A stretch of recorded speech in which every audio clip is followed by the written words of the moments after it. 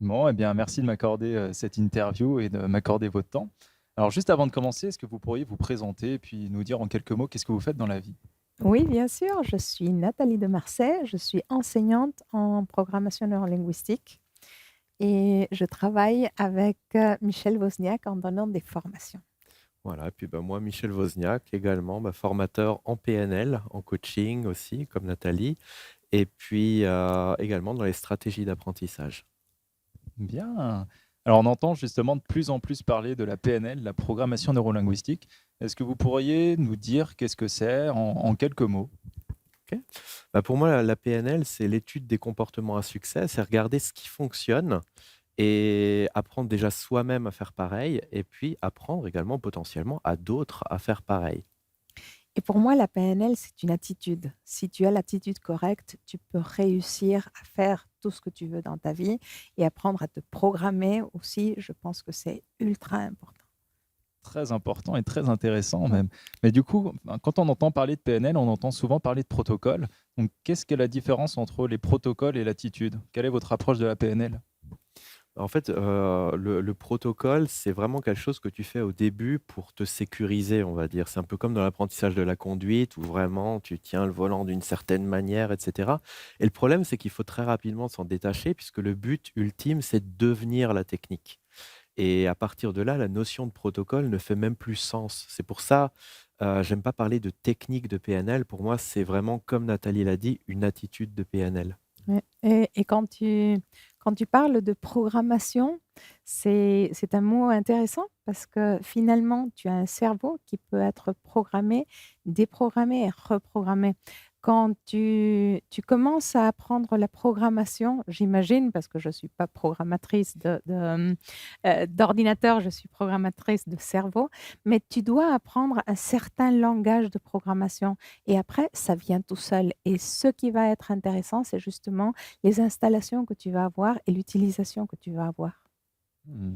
Est-ce que vous pourriez nous donner quelques exemples d'application de la PNL et puis nous expliquer en même temps pourquoi c'est si efficace et pourquoi pas prendre une autre approche? Oui. Pourquoi privilégier la PNL? Par exemple, en fonction de ce que tu as besoin, un exemple concret. Est-ce que tu as besoin d'avoir plus confiance en toi-même?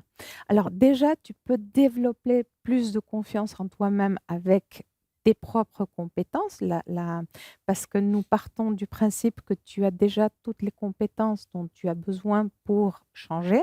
Mais si vraiment tu galères, si vraiment c'est quelque chose qui n'est pas inné chez toi, ce que tu peux faire, c'est aller prendre comme exemple des personnes qui ont de la confiance en soi, avec cet exemple-là, mais n'importe quelle autre chose et de avoir la façon de te l'installer.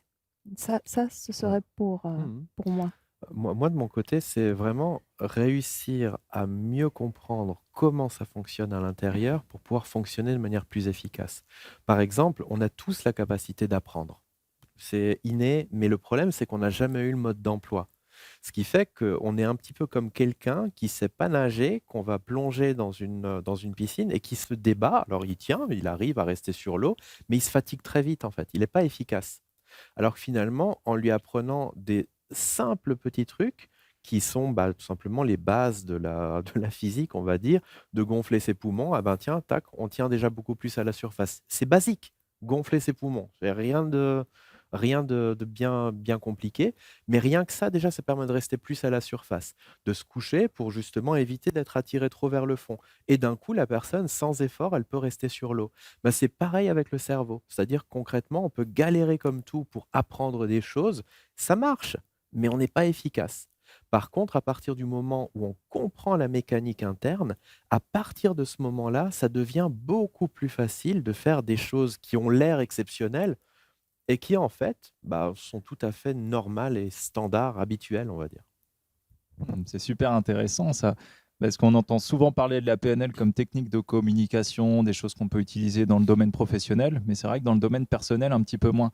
Donc si j'ai bien compris, c'est quelque chose qui peut être applicable à la fois dans le domaine personnel pour se surpasser soi, mais aussi utilisé dans le domaine professionnel.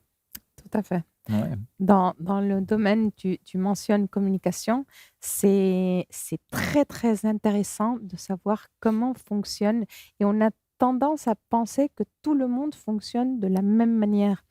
Et en réalité, ce n'est pas le cas. Alors, de savoir ton mode de fonctionnement, ton euh, mode d'emploi, de comment toi tu fonctionnes, et après, comment arriver à faire passer les messages avec, par exemple, dans le contexte d'une entreprise, souvent les problèmes sont au niveau de la communication. Apprendre la communication précise, comment explicitement faire passer les messages exactement tels que tu les veux et que la personne comprenne exactement ce qui est attendu d'elle. Voilà. Bien. Ouais. Et puis pour montrer justement l'importance dans cette communication et le fait que c'est pas une notion technique, par exemple, dans le maître praticien PNL, on apprend à travailler de manière conversationnelle, c'est-à-dire de faire passer quelque chose, d'apporter quelque chose à l'autre sans que ce soit dans un contexte, on va dire, de travail. Simplement en utilisant le langage pour aider la personne à se remettre en question, pour aider la personne à faire évoluer ses propres manières de voir les choses. Et là, effectivement, bah, ça rejoint la question par rapport aux notions de technique. Heu, on devient la technique au bout d'un moment et ça devient comme une seconde nature. Donc en soi, il y a vraiment le côté performance, assimiler de nouvelles compétences. On pourrait dire aussi que c'est un outil qui permet de travailler sur soi. Qu'est-ce qui va faire que ça va être différent, par exemple, de suivre une thérapie ou voilà. En quoi la PNL peut, par exemple, aider à répondre à des problématiques personnelles, par exemple. La PNL part du principe que le seul moment où tu peux véritablement travailler, c'est le présent. Et la grande différence avec la thérapie, c'est que la thérapie part du principe que si tu vas gratter vers le passé, tu vas comprendre qu'est-ce qui t'a mené au présent.